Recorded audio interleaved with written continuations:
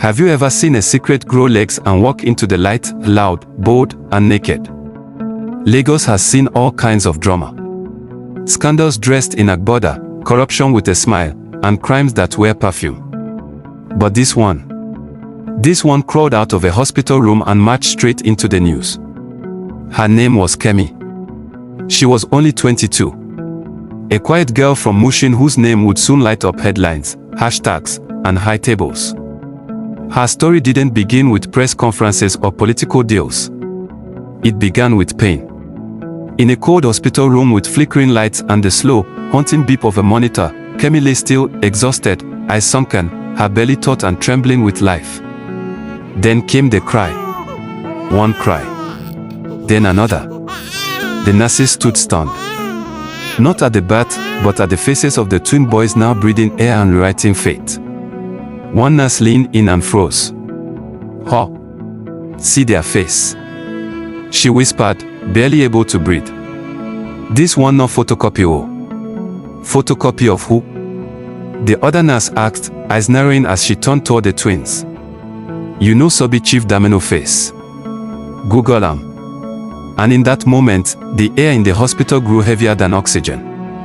Because if those babies were what they looked like, the storm wasn't just coming, it had arrived. The news moved faster than traffic in Lekki on a rainy day.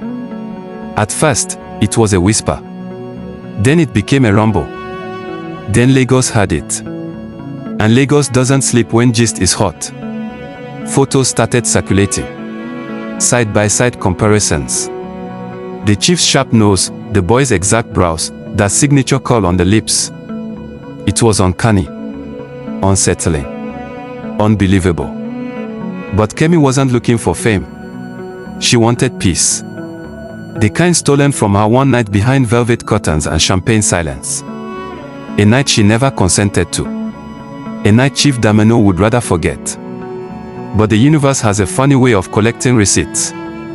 The protests began like small ripples, and then grew into waves. Women took to the streets, men joined with fists in the air, and the youth carried signs as if carrying history. Placards flew. Voices rose. Hashtags like hashtag justice for Kemi and hashtag Damino must fall dominated every phone screen. Lagos traffic slowed, not from bad roads, but from people standing still, demanding something finally move. One protester yelled into a megaphone, "Chief Damino, your boys are here. Come and see your twins."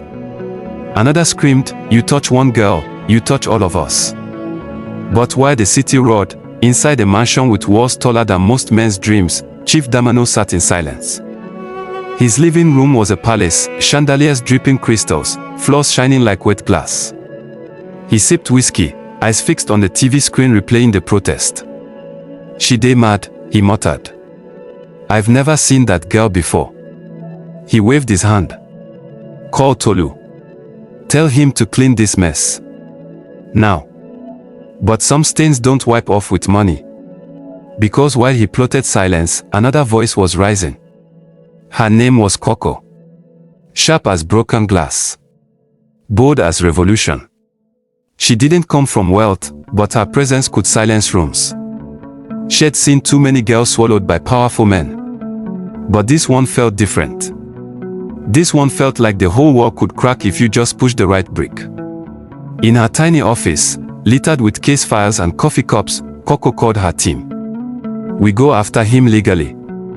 But we go loud. DNA test, media pressure, NGO collab. They won't silence this one." And so the hunt began. Not for blood. For truth. Every late-night meeting, every email leak, every whispered name led somewhere darker. Bank statements. Hushed testimonies. Forgotten victims. What they uncovered wasn't just one case, it was a network. A machine. A long hallway of locked doors and scared girls. But Coco had found the master key. And she wasn't afraid to use it. In court, Chief Damino's team arrived in crisp suits and smug smiles.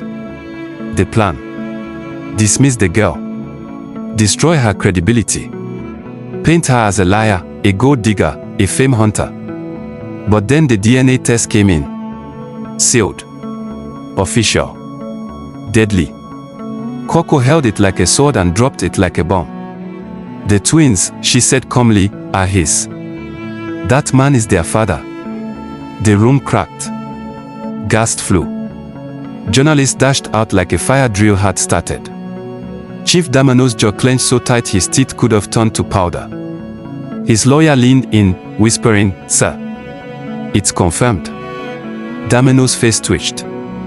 "She wants war," he said quietly. "We'll burn her whole NGO to the ground." And true to his threat, the darkness struck back. That night, Coco walked to her car in the empty parking lot. The air was too still. She felt it. The silence was too loud. And there, under her wiper, was a note. "You think this is about justice? Back off or disappear." She read it. Then smiled. "Cowards," she muttered. "Let them come." The next morning, her fingers hovered over her laptop. She hit publish. Everything went online. The testimonies. The threats. The accounts. The faces. No more shadows. No more secrets. And Lagos. Lagos caught fire.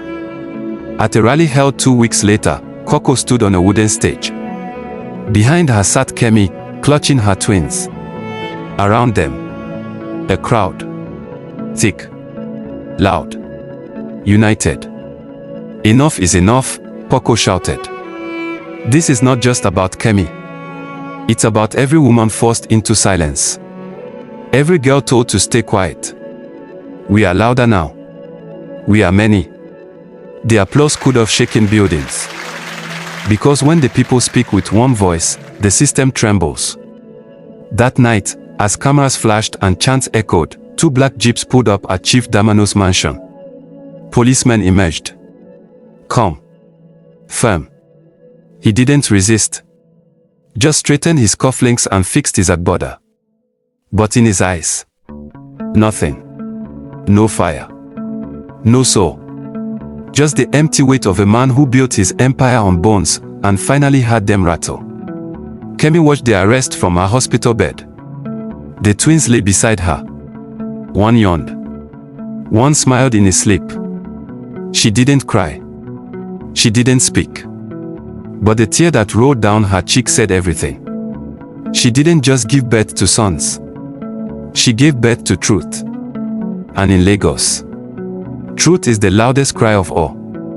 But just when justice begins to breathe, new questions start to choke the air. Who sent the anonymous photo to Coco? Why does the girl in the picture look exactly like someone from Damano's past, someone presumed dead? What powerful hand is still pulling the strings behind the scenes? And most chilling of all, is Kemi's story just one chapter in a much darker book? Find out the answers to these questions in the next episode.